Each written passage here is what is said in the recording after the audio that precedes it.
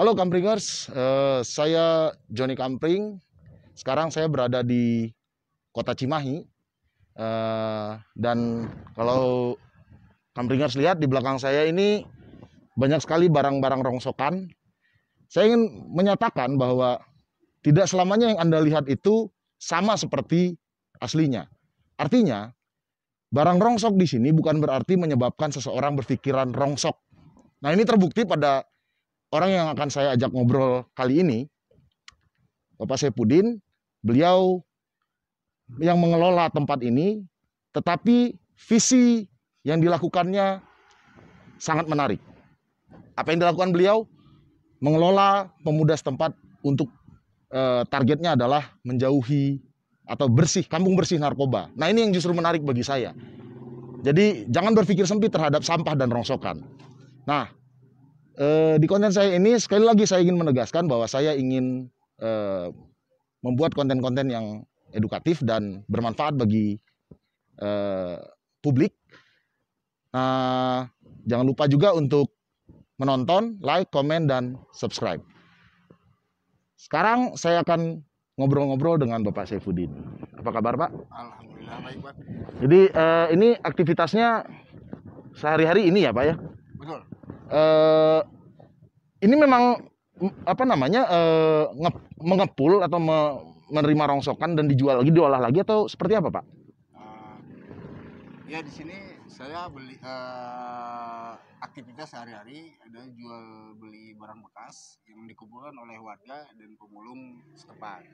Yang mana tujuan saya adalah selain berusaha untuk memenuhi nafkah diri dan keluarga, juga ini untuk membantu warga setempat memanfaatkan sampahnya daripada dibuang kemana saja, dan baik dipilah sendiri dan yang bisa bernilai ekonomis dijual ke sini, dan juga membantu saudara-saudara kita yang sangat terpuruk ekonominya, daripada dia nganggur berpikiran yang enggak, lebih baik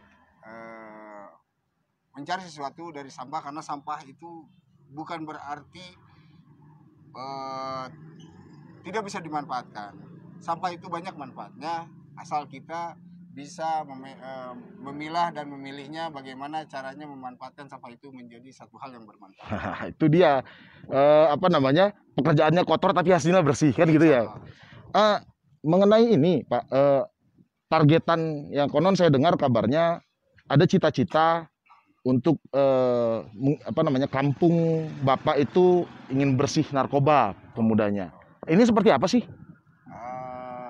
Jadi begini, kita di sini berkomitmen antara kami pemuda dalam satu wadah yang namanya Karang Taruna unit RW 04, bekerja sama dengan tokoh-tokoh masyarakat dan juga masyarakat yang ada di sekitar untuk menciptakan lingkungan yang bersih alkohol dan narkoba. Kenapa? Karena saya berpikiran begini, tidak semuanya bisa dihandle oleh pihak yang berwajib, atau misalkan tidak semuanya bisa diatasi oleh secara hukum saja, tapi ada yang lebih keren lagi, ada yang lebih bisa berpengaruh lagi adalah lingkungan setempat. Kenapa? Ketika kita menciptakan lingkungan yang sehat untuk pergaulan masyarakat, pergaulan pemuda, dan kita mencari fasilitas untuk kegiatan pemuda, maka secara tidak langsung pemuda itu akan menghindari atau tidak terjerumus ke jurang alkohol dan narkoba. Karena saya di sini bersama rekan-rekan Karang Taruna dan masyarakat setempat itu berkeinginan supaya anak-anak muda ke depan itu berhasil dan memang menjadi pionir supaya pemuda di sini lebih bermanfaat, lebih bisa berkarya untuk dirinya, keluarga dan lingkungannya. Makanya saya berharap dan bercita-cita, dan ini pun sedang diperjuangkan, bahwa kita berkomitmen untuk steril alkohol dan narkoba. Nah, ini yang saya sebut sebagai bukan heroisme ya, Kampringers. Ini lebih pada bentuk terapi kepada pemuda, terapi dari warga dan oleh warga dan untuk warganya sebetulnya. Sepakat nggak Pak kalau saya sebut ini sebagai terapi bersama? Sepakat. Karena gini, terapi itu kan tidak harus selalu kita, contoh lah misalkan kemarin waktu kita pernah sounding ke BNN bahwa BNN menyediakan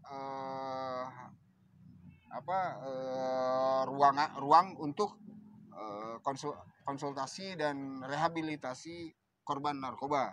Tapi alangkah baiknya kalau kita melangkah lebih awal, daripada kita merehabilitasi, daripada kita memperbaiki, lebih baik kita pun mencegah dulu ya. Kita cegah dulu, kita berikan dulu pengetahuan kepada mereka, kita berikan dulu semacam kesibukan untuk mereka yang lebih bernilai, lebih bermanfaat untuk mereka sendiri. Kenapa? Karena kalau misalkan pemuda-pemuda ini kita kasih kesibukan, kita kasih kegiatan yang positif, maka secara tidak langsung mereka menjauhi dengan sendirinya.